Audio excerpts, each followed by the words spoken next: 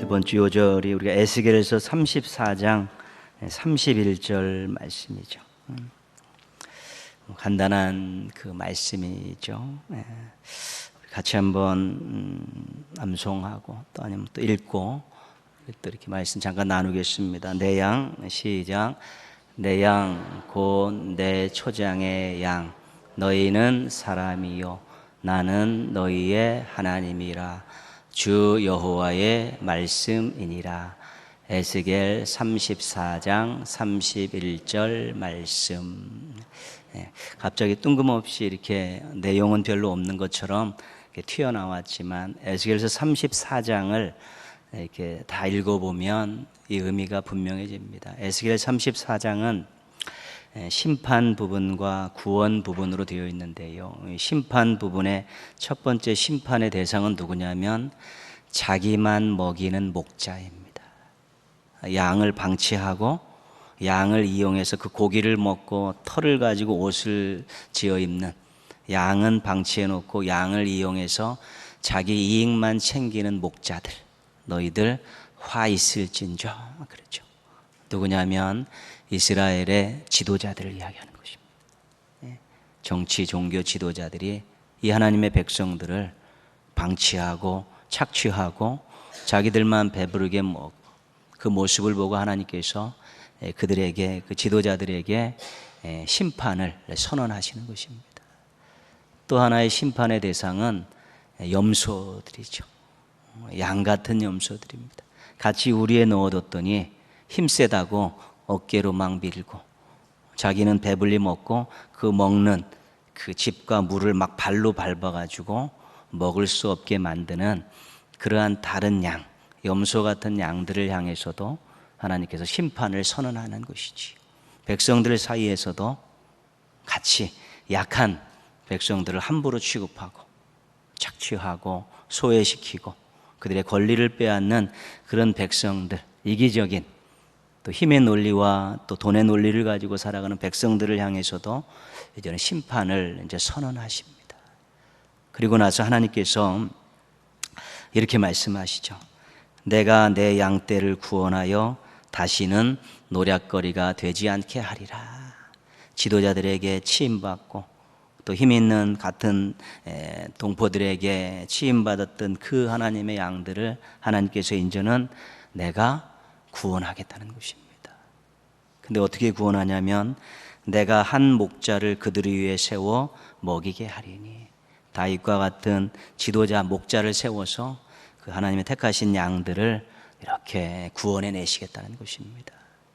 그러면서 이렇게 지금 택한 이 양들, 힘없고 늘 채이고 있는 이 양들에게 대해서 뭐라고 말씀하시냐면 내가 너희들을 이제는 목자를 세워 구원하고 너희에게 평안을 주고 또 새 삶을 주겠다, 그렇게 말씀하시죠. 그러면서 오늘 요절 말씀을 이해하시면 됩니다. 내 양, 곧 내 초장의 양, 너희는 사람이다. 그렇지만 나는 너희의 하나님이다. 너희들이 부족하고 깨지기 쉽고 또 치이기 쉽고 또 수탈당하고 그럴 수 있는 연약한 존재다. 너희들은 그렇다. 그러나 나는 너희들을 구원하고 인도하고 보살피고 도와줄 수 있는 능력을 가진 사랑이 많은 너희들의 하나님이다. 두려워하지 말라, 놀라지 말라. 내가 너와 함께한다. 그런 말씀이죠. 그런 여러 가지 많은 상황 속에서 힘든 시절을 보내고 있는데 하나님께서 내가 너를 구원하겠다 그러니까 반신반의한 거죠. 너희 사람이야. 네 능력으로 이거 해결할 수 있어. 나는 너희의 하나님이야. 내가 너희들을 얼마든지 구원하고 돕고 인도할 수 있어. 그 말씀을 오늘 요절 말씀 속에 담아낸 것입니다. 그렇죠. 우리가 양은 연약하지 않습니까? 그러나 목자가 없이는 제대로 인도함을 받을 수도 없고 또 푸른 초장과 실만한 물가에 가서 뛰놀 수도 없는 것입니다. 그 한계를 인정하고 목자 되신 하나님을 의지하고 바라보고 순종하고 따라갈 때 우리가 새로운 또 복을 누릴 수 있고 이전에 당했던 빼앗겼던 많은 것들이 기억나지 않을 정도의 귀한 복을 누리며 살 수 있게 된다는 것입니다. 너는 사람이고 나는 하나님이다. 이 말씀, 그래, 하나님을 믿고 의지하고 하나님만 바라보면 된다. 이런 울림으로 가슴속에서 고백할 수 있으면 우리 목자 되신 하나님의 인도함을 받는 행복한 양들의 인생이 되어질 수 있게 될 것입니다. 간혹 너는 사람이고 나는 하나님이라는 이 말씀을 간혹 잊어버려서 자기가 하나님이 된 것처럼 모든 것을 다 할 수 있는 것처럼 또 그렇게 하나님 제껴놓고 앞서가고 기도도 하지 않고 막 밀어붙이는 이런 모습들을 자제할 수 있어야 되는 것입니다. 겸손하게 하나님의 뜻을 받들고 그분의 인도함을 받겠다는 마음으로 기도하고 그 다음에 주신 능력과 재능을 가지고 열심히 행하다 보면 또 좋은 열매들을 맺을 수 있게 되는 것입니다. 너는 양이지만 나는 온 우주 만물을 만든 창조주 하나님이다. 이 하나님의 귀한 말씀을 늘 가슴에 담고 용기와 소망을 잃지 않고 살아가는 행복한 주님의 백성들 되시기를 주님의 이름으로 축원합니다. 이삭의 가정에 이제 큰 변화가 생겼습니다. 같이 가족들이 어우러져 살다가 야곱이 집을 떠나게 되죠. 겉으로 볼 때 명목상으로는 외갓집에 가서 같은 동족의 아내를 구해오라는 것입니다. 그러나 속으로 깊이 들어가면 지금 승질이 나 있고 살기가 등등한 에서를 피해서 야곱을 지금 도망시키는 거죠. 그렇죠. 아내를 신부를 맞이하러 가는 즐거운 길이 아니라 야곱의 길이 살기 위해서 도망가는 괴로운 길인 것인데 어쨌든 야곱이 지금 집을 떠나게 되었습니다. 근데 아버지를 속여서 축복을 가로챈 사람의 첫 번째 행보가 도망이었다는 것이죠. 살기 위해서. 이게 축복이 도대체 뭐라고 그렇게 아버지와 형을 속여가지고 그 축복을 받기는 받았는데 야곱에게 있어서 축복받은 첫 번째 일이 도망이었다는 것이죠. 참 이해하기 힘든 일 아니겠습니까? 하나님이 하시는 일이 참 우리가 헤아리지 못할 일들이 많습니다. 축복은 받았는데 살기 위해서 도망가는 것이죠. 그렇게 됐습니다. 이삭이 야곱을 불러서 가정을 떠나야 되는 이유를 설명을 하고 또 아들을 축복하죠. 너 가서 우리 같은 동족의 그런 가문에서 그 아내를 데려와라. 그것이 야곱을 떠나보내는 이삭의 말이죠. 근데 낯간지러운 것이죠. 자신의 좀 우매함 때문에 착각 때문에 아들이 지금 그 지경을 당한 것이니까 실은 말은 그렇게 해도 마음은 불편한 것이지요. 그게 생태 같은 아들을 지금 이방 땅으로 돌려보내는 그 원인 중에 자기도 있다는 걸 알면서도 외갓집에 가서 힘들지만 거기서 아내를 데려와라. 이제 그렇게 야곱을 보내는 것입니다. 오늘 3절, 4절 말씀 한번 보시면요. 한번 같이 그 야곱을 축복하죠. 이삭이 같이 읽겠습니다. 전능하신 하나님이 내게 복을 주시어 내가 생육하고 번성하게 하여 내가 여러 족속을 이루게 하시고 아브라함에게 허락하신 복을 내게 주시되 너와 함께 내 자손에게도 주사 하나님이 아브라함에게 주신 땅 곧 내가 거류하는 땅을 내가 차지하게 하시기를 원하노라. 그렇죠? 이 축복을 지금 야곱에게 하고 있는데 한편으로는 씁쓸한 축복입니다. 왜냐하면 이삭은 이 축복을 누구에게 주기를 원했습니까? 에서에게 주기를 원했죠. 그러나 큰 일을 치르고 나서 정신이 들어온 것입니다. 큰 자가 작은 자를 섬기리라고 말씀하셨던 태중에 있는 아이들을 놓고 그때 하나님 말씀이 생각나서 이제 떠나는 야곱, 가엾은 야곱에게 이제 축복을 하지요. 그래서 이때 한 축복은 에서가 받아야 되는 것인데 그런 것보다는 진짜 옛 것이다. 이거는 하나님께서 주신 그런 마음을 가지고, 진심을 가지고 야곱을 축복하면서 이제 외갓집으로 이제 보내게 되는 것입니다. 그래서 실수도 우리 인생 가운데 실수들 다 있죠. 그러나 그것을 빨리 깨닫고 회개할 거 회개하고, 또 원래의 하나님이 원하시는 뜻으로 돌아와서 그 길을 걸어가면 또 거기서부터 하나님께서 새롭게 또 인도해 주시는 것입니다. 그래서 이삭이 조금 전통적인 인간적인 생각을 가지고 하나님의 뜻을 거스리고 큰아들에게 축복하려다가 이 가정이 완전히 파탄났지만, 야곱을 이제 보내면서 그에게 돌려줘야 될 축복을 지금 제대로 하고 있는 것입니다. 거기서부터 이제 가정이 조금씩 잡혀가기 시작하는 것이죠. 에서는 사냥꾼의 기질이 있지만 그의 행적을 쭉 보면 조금 연약한 면이라 할까, 온유한 면이 있는 사람입니다. 우락부락한 막 그런 어떤 다혈질적인 기질도 있지만, 그가 어떤 사건들을 겪으면서 보여줬던 내용들을 보면 굉장히 진중하고 또 온유한 면이 있습니다. 지금 축복을 빼앗겨서 아버지 돌아가시면 동생 야곱을 죽이겠다고 벼르고 있지 않습니까? 벼르고 있는데 엄마 아빠가 야곱을 또 축복하고 외갓집으로 보내는 것이죠. 그게 여전히 자신은 소외된 장남이고 여전히 자기는 사랑받지 못하는 그런 마음이 드는 것이지요. 지금 여전히 야곱에게 집중돼서 가정사가 돌아가고 있으니까 어떻게 보면 에서에게는 굉장히 섭섭한 것이죠. 그런데 오늘 8절 9절 말씀 한번 보시면요, 에서가 또 본즉 가나안 사람의 딸들이 그의 아버지 이삭을 기쁘게 하지 못하는지라. 이에 에서가 이스마엘에게 가서 그 본처들 외에 아브라함의 아들 이스마엘의 딸이요 느바요스의 누이인 마할랏을 아내로 맞이하였더라. 에서가 이전에 가나안 여인들을 아내로 맞이했습니다. 그래서 그것이 부모에게 근심이 되었더라, 그렇게 성경 말씀하고 있습니다. 근데 야곱을 축복하며 보낼 때 그 부모가 야곱에게 뭐라고 이야기했냐면, 가나안 딸들 중에서 아내를 맞이하지 말고 외갓집에 가서 같은 친족에서 아내를 맞이해라 그랬걸랑요.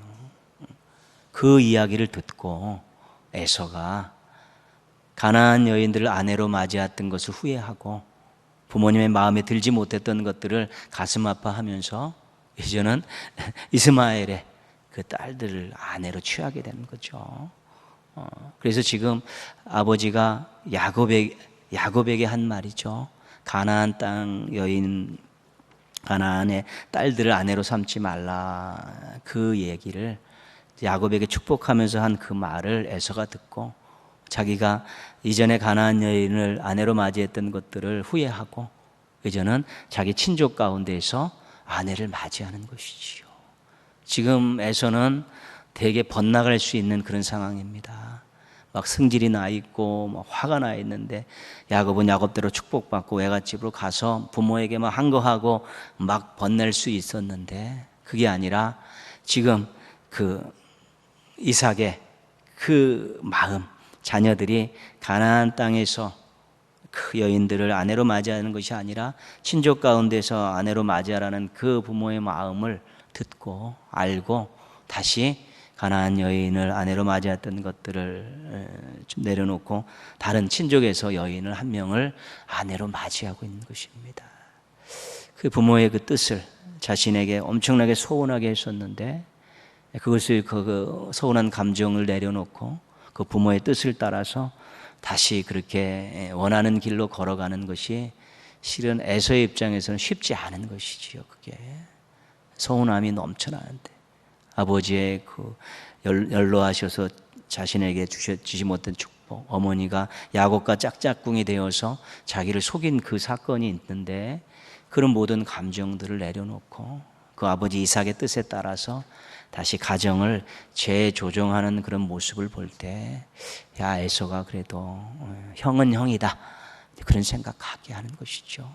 그리고 20년 후에 야곱이 돌아올 때 가서 화해하지 않습니까? 넓은 마음을 가지고 화해하는 그런 모습들을 보게 되고, 또 아버지 이삭이 돌아가셨을 때 야곱과 함께 희물 앞에서 장례를 잘 치러드리는 그런 모습을 볼 때, 그래도 나름대로 축복에 대한 서운함이 있었고 부모에 대한 서운함이 있었지만, 그래도 그 감정을 잘 정리하고 자녀의 입장으로 돌아가고, 또 그것이 또 부모에게 주었던 하나님의 뜻임을 또 알고 거기에 순종하는 그런 모습들을 이제 보이고 있는 것이죠.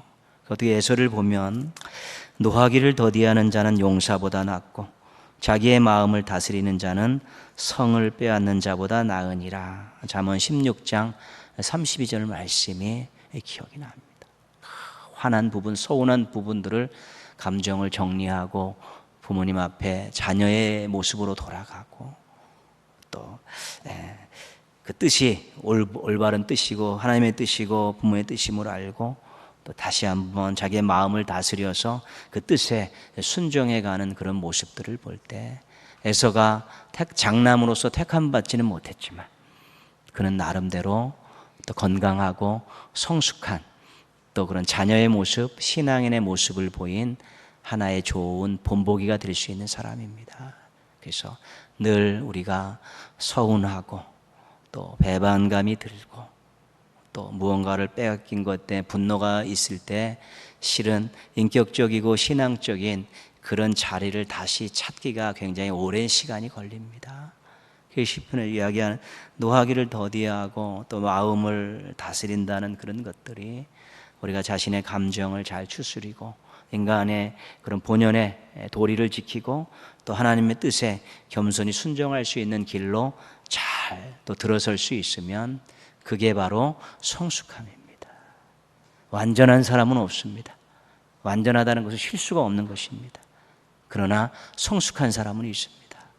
실수한 것들에 대해서 자신의 감정과 여러 가지 것들을 다 정리해서 또 본연의 인간의 자리, 또 본연의 신앙인의 자리로 다시 돌아와서 시작할 수 있으면 그게 성숙한 사람입니다.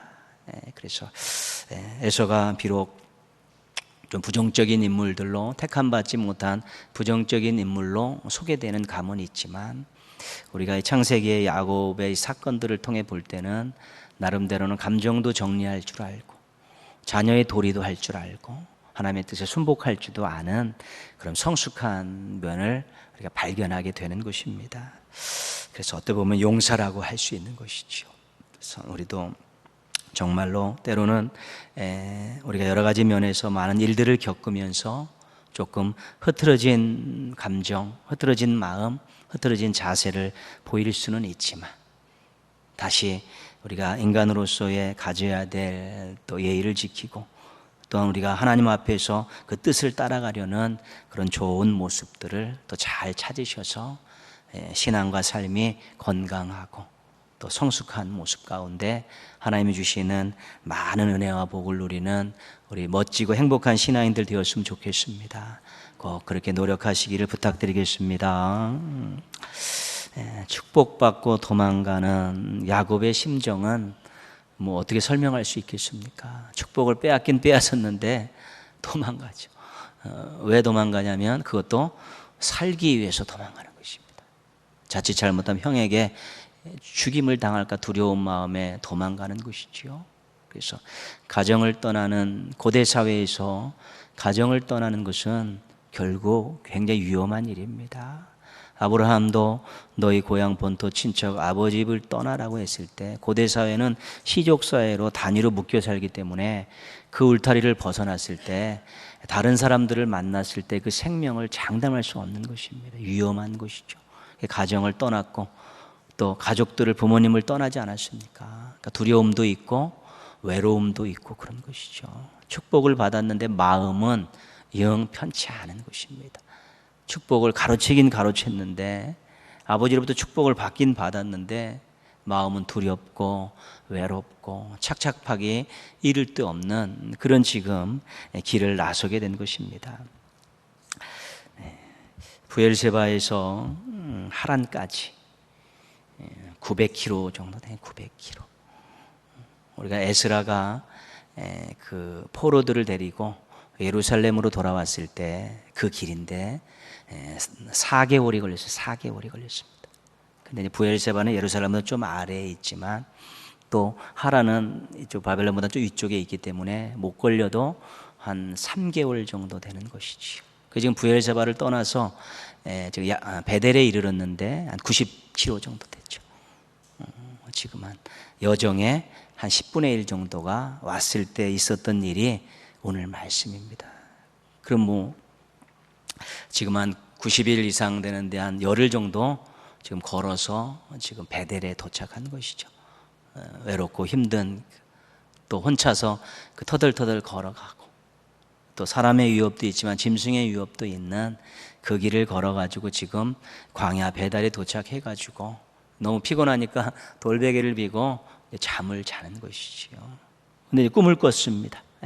꿈을 꿨는데 거기서 세 가지를 보죠. 하나는 꼭대기가 하늘에 닿아 있는 사닥다리를 보고, 하나는 하나님의 사자들이 막 오르락 내리락 거리는 것을 보고, 또 하나는 이제 그 사닥다리 끝에 서 계신 하나님을 보지만 하나님 보지 못했을 것입니다. 거기서 들려오는 음성을 듣게 되는 것이죠. 그게 이제는 이 광야 돌베개를 베고 자다가 꾼 꿈의 내용입니다. 사닥다리가 하늘까지 연결된 것, 하나님의 사자가 오르락 내리락 하는 것, 하나님의 사자가 왔다 갔다 하는 것은 하나님의 뜻을 가지고 오는 것이고 또 야곱을 보호한다는 그런 뜻도 있는 것이지요. 그러나 그것보다는 지금 하나님께서 하신 말씀이 오늘 말씀이 중요하죠. 13절에서 15절이죠. 또 본즉 여호와께서 그 위에 서서 이르시되, 같이 읽습니다. 나는 여호와니 너희 조부 아브라함의 하나님이요 이삭의 하나님이라. 내가 누워있는 땅을 내가 너와 내 자손에게 주리니 내 자손이 땅의 티끌같이 되어 내가 서쪽과 동쪽과 북쪽과 남쪽으로 퍼져나갈지며 땅의 모든 족속이 너와 내 자손으로 말미암아 복을 받으리라. 내가 너와 함께 있어 내가 어디로 가든지 너를 지키며 너를 이끌어 이 땅으로 돌아오게 할지라. 내가 내게 허락한 것을 다 이루기까지 너를 떠나지 아니하리라 하신지라. 13절 말씀 제일 뒷부분에 보시면요, 내가 누워있는 땅을 내가 너와 내 자손에게 주리니. 14절 뒷부분에 보시면요, 땅의 모든 족속이 너와 내 자손으로 말미암아 복을 받으리라. 이거 누구에게 주었던 말씀입니까? 아브라함에게 주셨던 것이죠. 그렇죠. 내가 너에게 땅을 주겠고 내 이름을 창대하게 하겠고 너와 내 자손으로 말미암아 많은 사람들이 복을 누릴 것이다. 그래서 아브라함에게 주셨던 이 약속, 이것이 이삭이 받았고요. 이삭이 이제 떠나면서 야곱에게 어느 정도 축복을 했지만 이제는 이곳에서 야곱이 하나님으로 직접 그 약속을 받게 되는 것이지요. 그러면서 15절에 주셨던 도장이 있지 않습니까? 내가 너와 함께 하겠다. 그러니까 하나님께서 약속을 주시고 명령을 하실 때 꼭 뒤에다가 찍는 도장이 뭐냐면 임마누엘입니다. 임마누엘. 그죠? 모세도 애굽으로 가라, 내 백성을 구원하라. 그럴 때 임마누엘 도장을 찍어줬고요. 여호수아에게도 모세의 뒤를 이어서 네가 가나안 정복을 네가 감당해야 된다고 말할 때도 임마누엘 도장을 찍어줬습니다. 하나님이 약속하시고 명령하실 때 임마누엘 도장을 찍어서 이것을 반드시 이루어 주겠다는 그 약속을 도장을 찍어 주시는 것이죠. 그게 임마누엘이라는 것이 얼마나 중요한 것인지 모릅니다. 근데 야곱이 집을 떠나서 지금 한 열흘간의 긴 여정 와가지고 그가 터덜터덜 걸어오면서 이 광야의 돌베개를 베고 자면서 그가 느꼈던 여러 가지 많은 생각 중에 하나는 나는 이제 혼자다는 것입니다. 가정도 떠나서 부모님도 없죠. 그렇게 애지중지하던 엄마 리브가를 떠났으니까요. 혼자 그 길을 걸어가면 나는 이제 혼자다. 그런 생각이죠. 물론 여러 가지 많은 이야기를 들었겠지요. 떠나는 아브라함에게 부모님들이 또 지인들이. 근데 혼자라는 생각이죠. 근데 꿈을 꿨는데 하나님께서 조상들에게 주셨던 그 약속을 주시면서 내가 너와 함께 하겠다. 그렇게 말씀하시죠. 17절 말씀 한번 보시면요. 야곱이 뭐라고 하시는지요. 16절 17절 같이 읽겠습니다. 야곱이 잠이 깨어 이르되 여호와께서 과연 여기 계시거늘 내가 알지 못하였도다. 이에 두려워하여 이르되 두렵도다. 이곳이요 이것은 다름 아닌 하나님의 집이요 이는 하늘의 문이로다. 아멘. 그렇죠. 하나님께서 이 빈털터리로 터벅터벅 외갓집을 향해 가는 자신과 함께 하실지 몰랐다는 것입니다. 혼자라는 생각 가졌는데 나타나셔서 약속을 주시고 미래에 대한 약속을 주시고 내가 너와 함께 해서 이 일이 다 이루기까지 같이 하신다는 임마누엘의 약속을 듣는 순간에 아, 이 광야 같은 나 홀로 있는 이곳에 하나님이 계시구나. 그리고 내가 앞으로 미지의 시간을 향해 나가는데 하나님이 함께 하시는구나. 이 생각이 들면서 일어나서 그곳에다가 그 베개에 있던 돌을 쌓고 여기가 하나님의 집이다. 하나님이 계신 곳이다. 내가 하나님을 만난 곳이다. 이름을 베델, 하나님의 집 이렇게 명명을 해놓는 그런 사건이 오늘의 중요한 내용입니다. 야곱의 착각, 나 혼자다. 하나님은 임마누엘, 내가 너와 함께하고 이 일이 다 이르기까지 너와 함께하겠다는 그 약속, 이것이 충돌한 장소가 바로 베델입니다. 야곱이 거기서 깨달았죠. 내가 어디로 가든지 하나님은 나와 함께 하실 것이다. 내가 무엇을 하든지 하나님께서 나를 도우실 것이다. 이 생각에 이르면서 거기다가 이제 단을 쌓고 이제 베델이라는 그런 이름을 붙이면서 그의 나머지 발걸음이 이제 가벼울 수밖에 없는 것입니다. 그렇습니다. 이스라엘이 이제 하나님의 심판을 받고 이방 땅으로 이제 포로로 잡혀가지 않습니까? 그 포로로 잡혀가는 의미는 여러 가지입니다. 하나는 땅을 더럽혔기 때문에, 거룩한 땅을 더럽혔기 때문에 이 땅이 이 백성을, 더러운 백성을 팍 토해버린 것이죠. 그런 표현이 나오죠. 땅이 더러운 백성을 팍 토해. 너는 거룩한 땅에 살 자격이 없다. 그래서 땅이 백성들을 탁 토해보낸 사건이 포로로 잡혀간 사건입니다. 그 사건의 그 땅과 관계된 의미는 그런 것이고요. 이스라엘 백성들이 계속해서 이방의 우상을 섬기니까 너희들이 그렇게 우상이 좋으냐? 그럼 거기 가서 한번 살아봐라. 그 땅에 가서 니들 마음대로 우상 한번 섬기며 살아봐라. 그런 의미의 또 포로 생활이 될 수 있는 것이죠. 그러니까 이스라엘 백성들이 쫓겨나서 바벨론에 살면서 가장 힘들었던 게 뭐냐면 성전에 올라갈 수 없었던 것입니다. 성전에 올라갈 수 없었죠. 그래갖고 거기서 많은 탄식들을 하지 않습니다.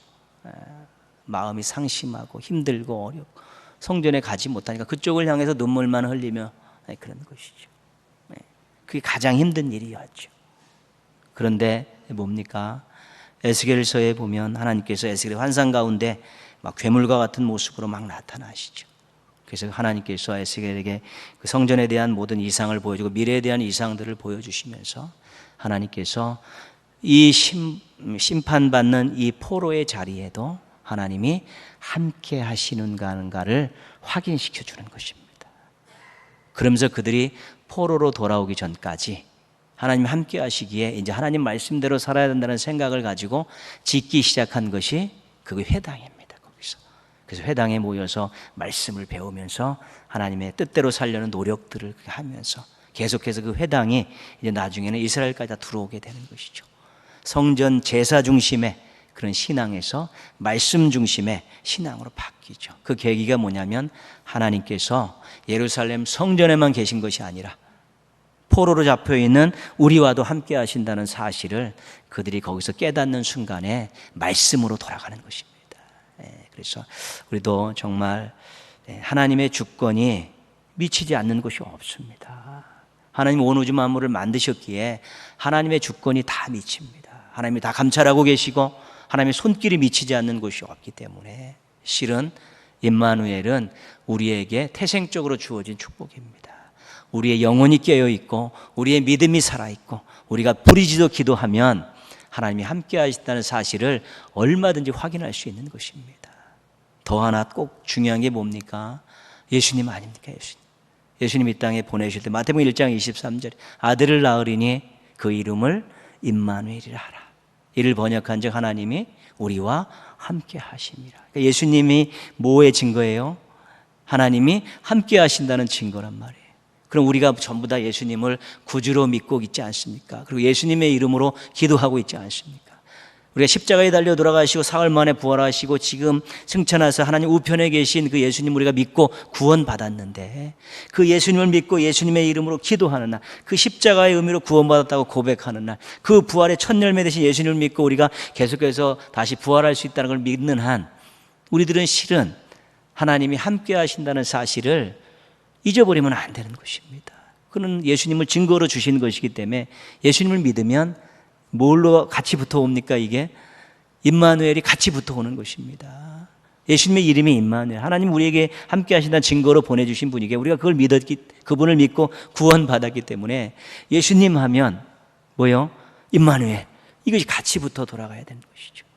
근데 우리 우리들이 자칫 잘못하다가 어렵고 힘든 일이 있고 또한 일이 잘 풀리지 않고 여러 가지 복잡한 일이 있으면 혼자 있는 듯한 느낌 갖고 하나님이 나를 버리셨습니까? 라고 또 이야기도 하고 내가 하나님을 위해서 얼마나 많은 헌신하고 봉사했는데 나에게 이런 일을 당하게 하십니까? 하나님 없는 것처럼, 하나님이 무능한 것처럼, 하나님이 자신에게 죄를 지은 것처럼 그런 생각들과 말들을 쏟아내는 것은 실은 임마누엘에 대한 우리의 불신이고 한 것입니다. 그게. 그래서 우리가 생각도 조심하고 말도 조심해야 되는데 한마디 툭툭 뱉어버리는 것들이 하나님이 함께 하시지 않는 것처럼, 하나님이 무능한 것 같은, 하나님이 사랑하시지 않는 것 같은 그런 말들을 불쑥불쑥 그냥 감정 치던 대로 내보다 보면 자기 신앙 자체가 자꾸 약화되는 것입니다. 그게. 말은 우리의 생각을 지배하는 것입니다. 한번 해놓으면 오래도록 남습니다. 그게 신앙에 자꾸 타격을 갖게 되기 때문에 우리가 덕스러운 말을 하고 고백적인 말을 하고 서로 축복하는 말을 하고 서로 그런 말을 듣고 서로 이야기하면서 같이 신앙에 좋은 긍정적인 영향력을 줘야 되는 것입니다. 근데 그 중에 하나가 임마누엘입니다. 하나님이 함께 하심이 확인되면 우리가 지금 상황이 좋지 않더라도 우리는 소망을 가질 수 있습니다. 하나님 함께 하심이 확신되면 지금 어려움을 우리가 참아낼 수 있는 것입니다. 하나님 함께 하심이 확신되면 때로는 우리가 군더더기 같은 것들을 버릴 수 있는 것입니다. 얼마나 많은 우리 인생의 삶 가운데 군더더기 같은 것들이 많죠. 그렇지 않습니까? 신앙에, 사명에. 우리가 지금 막 이거 하는 게 군살 뺀다고 하는 거 아니겠습니까? 실은 군살도 빼야죠. 건강을 위해서. 그러나 우리의 신앙과 사명에 군더더기들도 빼야 되는 것입니다. 불신하고 의심하고 세상적인 것 탐하고 뒷주머니 찬 것들 이런 것들 있으면 그거 빼야 됩니다. 임마누엘이라는 것이 확신되면 그런 것들 군더더기를 버릴 수 있는 것입니다. 왜? 하나님 함께 하시는데, 전능하신 하나님이 함께 하시는데, 그분이 인도하여 주신다고 했는데, 약속하신 것을 이루신다고 했는데, 그런 임마누엘에 대한 믿음을 가지면 우리가 신앙과 사명에 군더더기들을 많이 내려놓을 수 있는 것입니다. 군더더기를 많이 내려놓으면 내려놓을수록 자유가 있는 것입니다. 평안이 있는 것입니다. 깔끔해지고 단순한 생각들을 우리가 할 수 있는 것이죠. 그 야곱이 이 베델에서 하나님이 여기 계시거늘 내가 미처 깨닫지 못하도다 무릎을 치면서 이것을 깨닫고 하나님의 임마누엘을 확인하는 순간에 하나님 함께 하신다고 그랬죠. 하나님 함께 하셔서 제가 이 땅으로 돌아오면 제가 하나님께 할 거 다 하겠습니다. 11조도 바치고 막 이렇게 하죠. 그게 어떤 조건을 내세우는 것이 아니라 감격적인 고백으로 봐야 되는 것입니다. 아니 인간이 하나님이 이렇게 해주신다 그랬더니 하나님이 이거 할지 안지 모르니까 이거 해주시면 나중에 제가 11조도 바치고 이렇게 하겠습니다. 그런 개념이 아니고요. 그것이 그 하나님이 함께 하신 임만을 확인하고 나서 제가 앞으로 그렇게 하겠습니다라는 감격적인 고백을 그렇게 기록을 해놓은 것입니다. 그럴 수밖에 없죠. 그것이.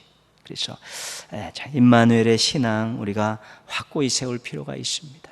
전능하신 하나님, 사랑 많으신 하나님, 목자 되신 하나님께서 우리와 함께 하신다면 우리가 얼마만큼 멋지고 아름다운 신앙과 삶을 갖고 갈 수 있겠습니까? 근데 그것이 공수표가 아니라 성경을 통해서 무수한 약속을 주신 것이고 예수님을 통해 최종적인 도장을 찍어주신 그런 사건이기 때문에 임마누엘은 우리의 믿음의 여하에 따라 결정되는 것이지 하나님이 뺐다 줬다 그런 것은 아닌 것입니다. 그래서 깨어있는 영혼으로 굳건한 믿음으로 또 뜨거운 부르짖음으로 임마누엘을 잘 장착하셔서 소망과 인내와 또 순종의 귀한 삶을 살아가는 우리 멋진 신앙인들 되시기를 주님의 이름으로 축원합니다.